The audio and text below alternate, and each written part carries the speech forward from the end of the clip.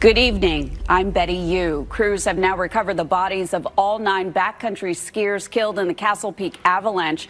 Today, we also learned the names of the 3 guides from the tour company who died. Could a hidden layer of ice from weeks ago be the real reason 9 people perished in the California backcountry this month? The investigation into the Castle Peak avalanche is turning up some very strange information about the route the group took. So one of the questions that we're still waiting for answers on is which route did the group take as they left those Frog Lake huts and why? Everyone is talking about the heroics of the survivors, but the real mystery lies in why the guides chose the most dangerous path during a blizzard. We have gathered the latest updates on the victims and the legal battles that are starting to boil over. You need to see these shocking details before you ever think about stepping onto a snowy mountain again. Mountains betrayal under fresh powder. The mountains around the Sierra Nevada are usually a place for fun and adventure, but on February 17, 2026, they turned into a scene of total chaos. So a group of 15 people, mostly experienced skiers and their professional guides, headed out for what was supposed to be a 3-day trip near Castle Peak. Everything seemed fine at first, but the snow underneath their feet was hiding a dark secret that no one was ready for. This was not just a little bit of snow sliding down a hill. It was a massive wall of white, moving at over 60 miles per hour. It was the most fatal event of its kind in California since 1981, and it left 9 people gone forever. People in the nearby towns of Truckee and Tahoe are still in shock because the victims were a huge part of the community. 6 of the people who passed away were women who were all friends through a local ski school called Sugar Bowl Academy. These were not beginners who did not know what they were doing. Well, they were moms and business owners who had spent years in the outdoors. They had planned this trip for months, thinking they were in the best hands possible with Blackbird Mountain Guides. Yeah, about that, it turns out the guides were actually worried about the snow conditions just days before they took the group out. The crazy part is that one of the guides had even posted a video on social media warning other people to be careful. In that video, he showed how the snow was very unstable because of a long dry spell.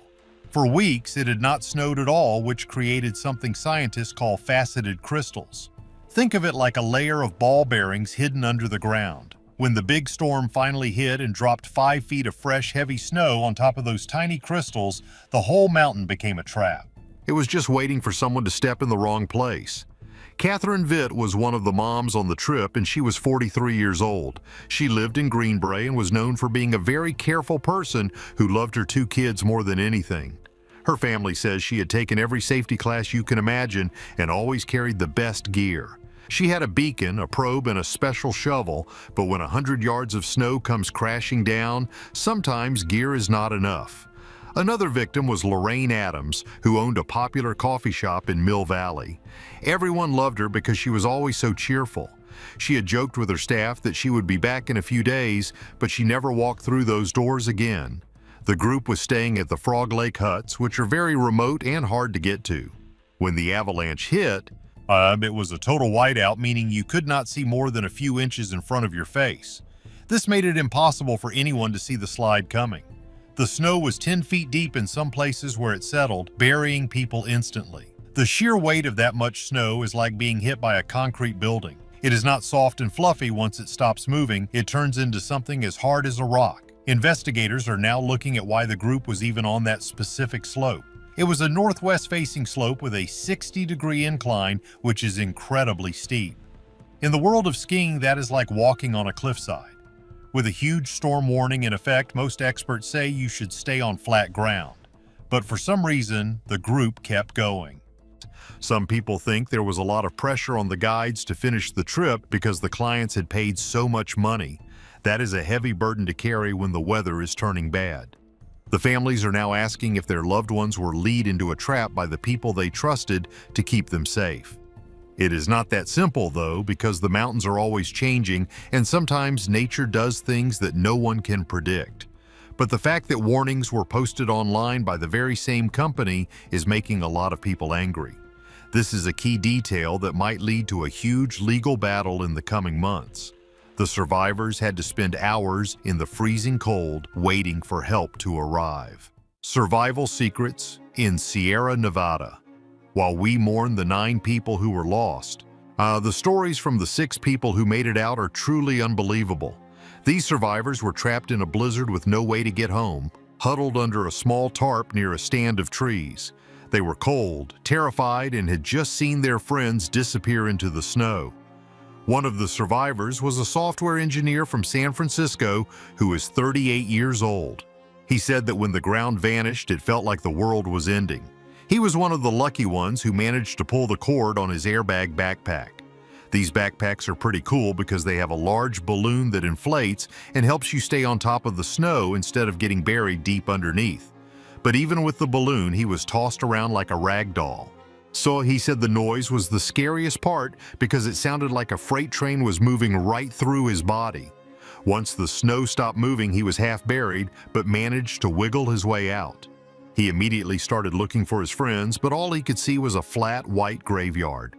The survivors used their iPhones to send an emergency signal through a satellite. This is a newer feature that works even when you do not have any cell phone bars. It saved their lives because it told the rescue teams exactly where to find them. For 4 hours, they texted back and forth with the sheriff's office while the wind howled around them. They even tried to dig out 3 of their friends, but the snow was too hard and they did not have enough strength left. One of the surviving guides told investigators that they chose the steep path because they thought it would be faster. They wanted to get out of the wind and into the safety of the trees. It was a choice between staying out in the open where they might freeze or crossing a dangerous slope to get to shelter. They picked the slope, and that is when everything went wrong. This is what experts call a human factor error. Sometimes when you are tired and cold, you do not make the smartest choices. The rescue teams could not even fly helicopters because the storm was too intense. Instead, they had to use giant snow machines called snowcats and teams of skiers to reach the survivors. It was 10 o'clock at night before the first rescuers arrived. They found the survivors shivering and in shock, but alive. The bravery of those rescue workers is something we should all be obsessed with because they went into a death trap to save people they did not even know. But here's the catch. Even with all that technology and all those rescuers, they could not save everyone. They found the beacons of the victims still beeping under the snow. A beacon is a small radio that sends out a signal so people can find you. Hearing that sound but not being able to reach the person in time is a nightmare that many of those rescuers will never forget. It shows that even in 2026, nature is still way more powerful than any gadget we can buy. The survivors are now dealing with a lot of guilt. They wonder why they made it out while their friends did not. This is a very common thing after a big disaster. They are also helping the police understand exactly what happened in those final minutes. Their testimony is going to be the most important part of the investigation because they were the only ones there to see it.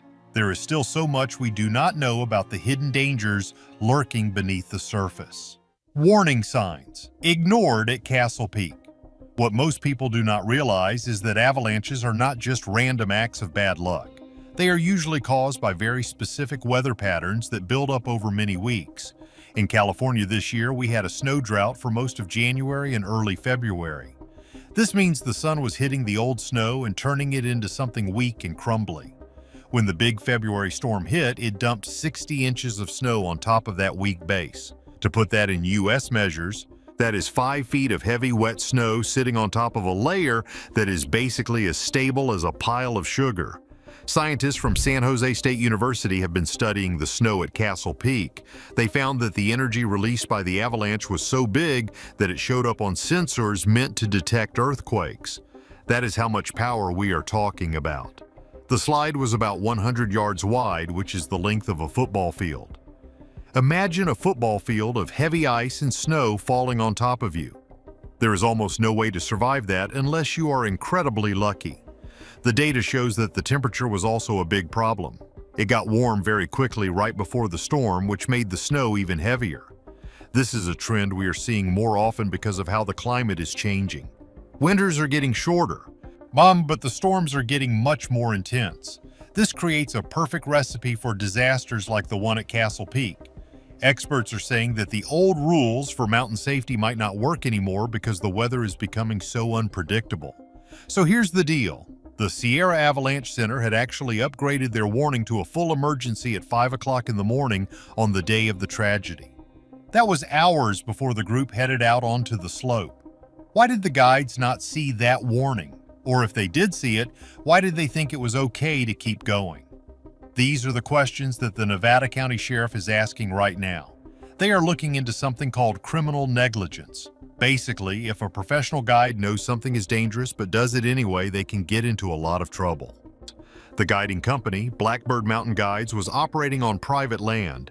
This is another shocking detail because it means they did not have to follow the same strict rules that guides have to follow on government land.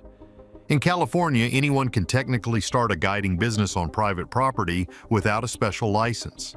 That is putting it lightly. It is actually a huge gap in the law that most people never knew about until now. The investigators have also found that the company's insurance might not cover an accident like this if they are found to be at fault. This could mean the company will go out of business and the families will never get the help they need. The legal side of this is becoming just as messy as the snow on the mountain. Everyone is looking for someone to blame. But the truth is usually a mix of many different mistakes happening at the same time. The science tells us that the mountain was ready to slide no matter who was standing on it. But the human side tells us that people should have known better than to be there in the first place. It is a tough lesson that cost 9 families their happiness, and that is a price that no one should ever have to pay for a vacation.